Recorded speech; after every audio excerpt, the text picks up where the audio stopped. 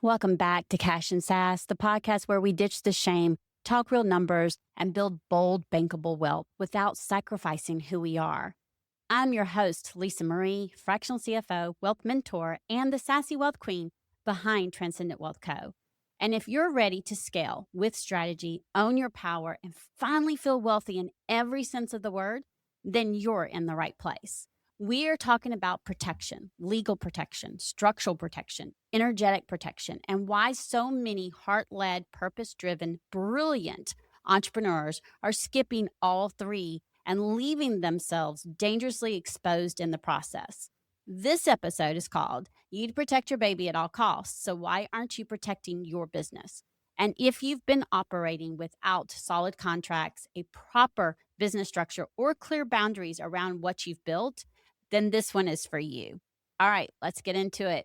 So, here is something I see constantly with the women I work with and some men I work with as well. They are making money, real money. They have built something that matters, a client base, a reputation, an offer suite, a brand. They have poured years of their life, their energy, their creativity, and their heart into what they have created. And then I can ask them about their contracts, and I get silence. I ask about their business structure. Are they operating as a sole proprietor, an LLC, an S Corp? Blank stare. I ask about their intellectual property, their payment terms, their refund policies, their scope of work agreements. And 9 times out of 10, what I hear is some version of, I know I need to handle that. I just haven't gotten around to it.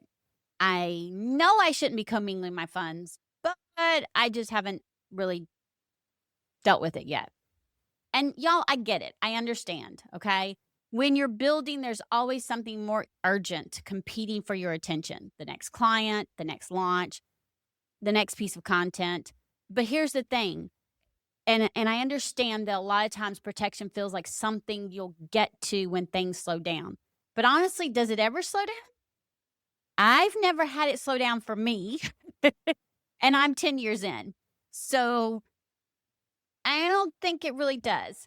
And here's the thing. And the moment something goes wrong, been there, done this, by the way, a client dispute, a missed payment, a scope of work that spiraled completely out of control, someone using your content or your framework without permission, the absence of protection becomes extremely expensive very, very fast. Okay.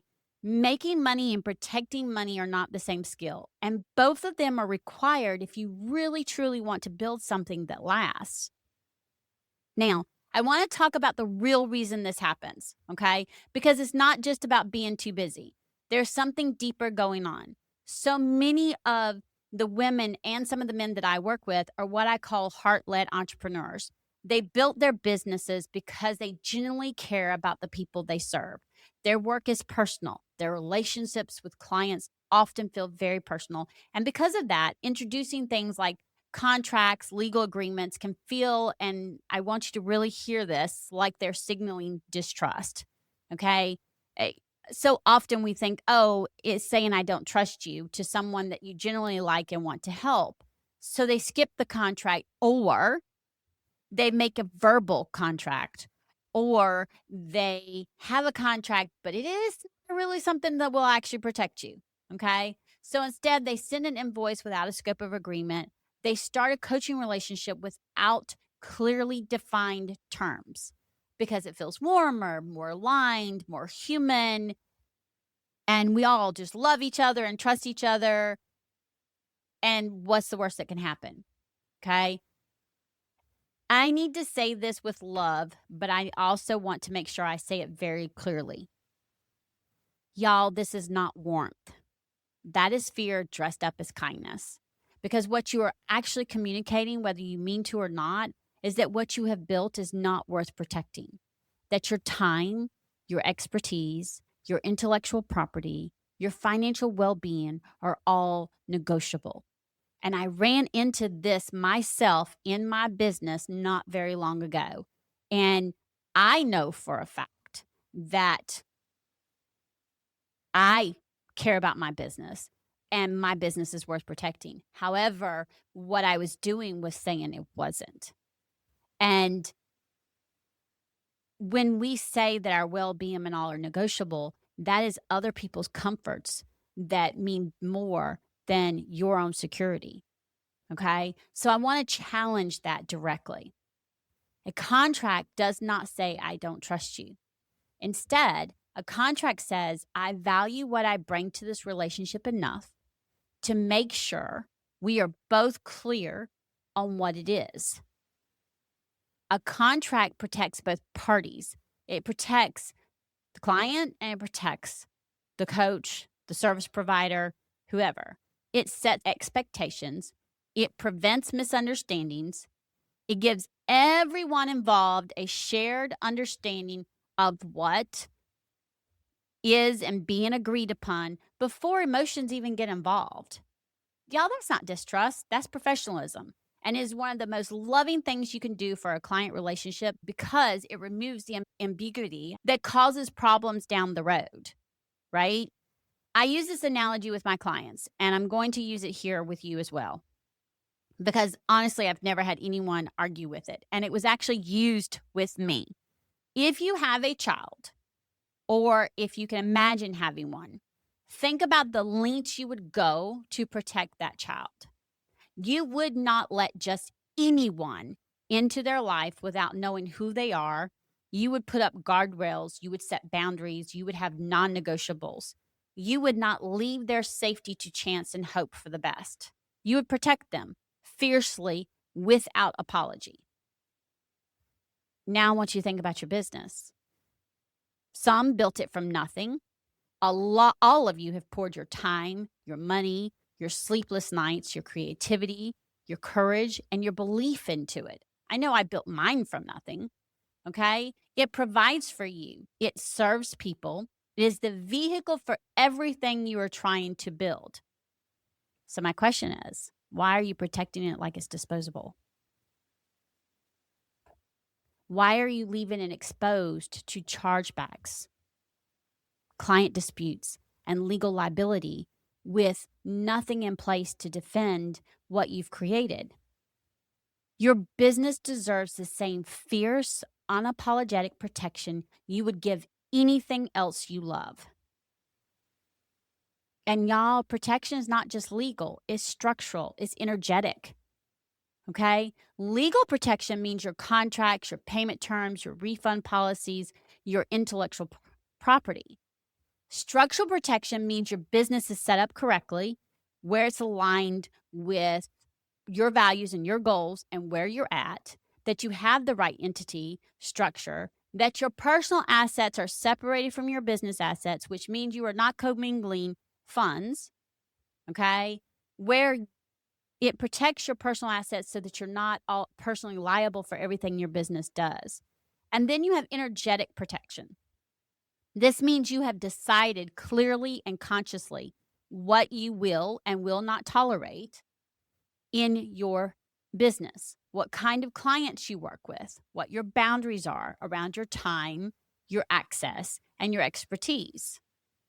Okay? And this is where a lot of times we end up falling off because energetic protection is also a financial strategy. And a lot of times we forget to protect that energy and have those boundaries. Here's the thing. Every draining client, every blurred boundary, every unpaid scope of work is a leak.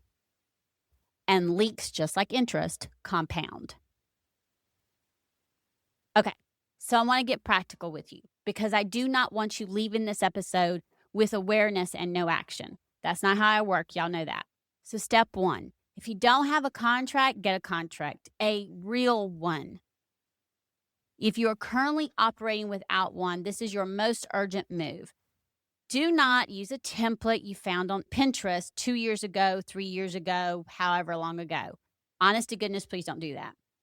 You want a proper, legally sound contract that covers your scope of work, your payment terms, what happens if a client wants to exit, what happens if a payment is missed, and who owns the work product.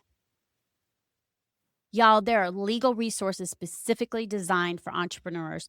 There are attorneys who specialize in small business and online business law. I work with one, okay? And the investment, I promise you, is far smaller than the cost of one bad client situation without protection in place. And that I can attest to because that's how I got my attorney in the first place. Because I didn't think about it. I had that ego mentality of, oh, I do everything. I've got my T's crossed and my I's dotted. I'm okay. And guess what? I wasn't. Okay. The contract was not as sounding as it should have been. It was there, it was good, but it wasn't great. Now I've made sure everything is. Okay. Do this first, do it this week. Okay. If you need a referral, you can go and ask someone, or like you can message me and I will send you a couple that you can go talk to and you can see who is aligned for you. But get an attorney to help you. Okay. Step 2, know your business structure and make sure it is the right one for where you are. Okay. I cannot state this enough, and I know this is probably not what most people will agree with me. Don't go and just do an S corp just to do an S corp, please. Okay? You need to know how you're operating. Are you operating as a sole proprietor? That means your personal assets and your business assets are legally the same thing unless you have an LLC, okay? And that's a totally different thing. I'm not getting into all the legality of that, okay? Um, an LLC will create a legal separation between you and your business. Yes, with the IRS, you're still considered a sole proprietor. However, in the state, you have what they call your personal assets are is called limited liability. Okay. It's not complicated to get set up. It's not very expensive to set it up. And for most entrepreneurs, it's truly a foundational piece of protection that should be in place from the beginning. You do not necessarily have to go and get an S corp, okay, which is what a lot of CPAs or business attorneys may recommend at first. I don't. And the reason why is because even though, yes, in the long term, it will protect you tax money wise, when you're first starting out, it doesn't necessarily do that unless you're making thousands of dollars right off the bat. Okay. You want to make sure you're doing something that's smart for you and that whoever you're working with and who's going to give you advice isn't just going to immediately tell you, oh, go sign up for an S Corp. And they're not going to explain to you why and also explain to you what it's going to cost you right from the beginning. Okay. I'm not going to get into all the legal things. I am not a tax professional. I do, however, know what is required if you become an S Corp. And that is you have to be put on payroll. And if you're not on payroll, you cannot take an owner distribution. Okay. As a LLC or sole proprietor, you can take a distribution, right? You do not have to be put on payroll. You also only file one tax return. If you're an S Corp, you're going to file 2. One's going to be due in March, which is the business informational, and then your personal in April. Again, that's extra money. And when you look at it of what it's costing you to do those 2 things, if the money you're going to save at first when you're starting your business is not extremely more, it doesn't make sense. I have a tax professional who works with me every year, and she's told me, no, do not become an S Corp. Stay here until we get to this point.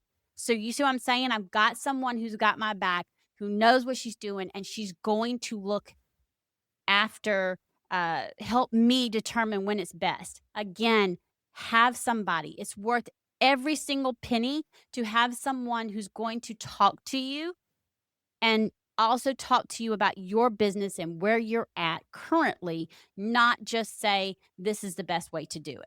Okay. Step 3, do an energetic protection audit. Now, what do I mean? This one doesn't require an attorney. Honestly, it requires honesty. It requires you to look at your current client relationships and ask yourself, where do I not have clear agreements in place? Where am I tolerating something I agreed to because nothing was documented? Where am I doing work outside of the scope and not charging for it because there is nothing in writing that defines what the scope is? Every one of those gaps is a place where your business is exposed. And closing them is not just a legal move, it's a wealth move. Because what you protect, you get to keep. And what you leave unprotected is always at risk. Y'all, here's what I know after years of working with women entrepreneurs as a fractional CFO and a wealth mentor. The legal and structural pieces of your business can feel very overwhelming until someone walks through them with you. And the energetic pieces, the boundaries, the client dynamics, the places where you've been too nice for too long, those are even harder to untangle on your own because they're loaded with emotion. This is exactly the kind of work we do together in my 2-week Money Moves Voxer coaching. Okay. For 2 full weeks, you get direct access to me through Voxer. We look at your business holistically, not just your revenue, but your protection, your structure, your gaps, the places where what you've built is exposed, and how to close those gaps strategically. Because building wealth is not just about making more money. Okay. It's about making sure what you make actually stays yours. So, if today's episode woke something up for you, if you realize there are places in your business right now that are unprotected, do not sit on that realization. The link to learn more and to book the Money Moves Voxer coaching is in the show notes. Go click the link and let's get started, okay? You've worked too hard to leave what you've built unprotected. Let's make sure it's secure. And as I always say, until next time, remember, confidence and cash are the ultimate power duo. Go check in with your money, and as always, have a fantastic and wealthy day.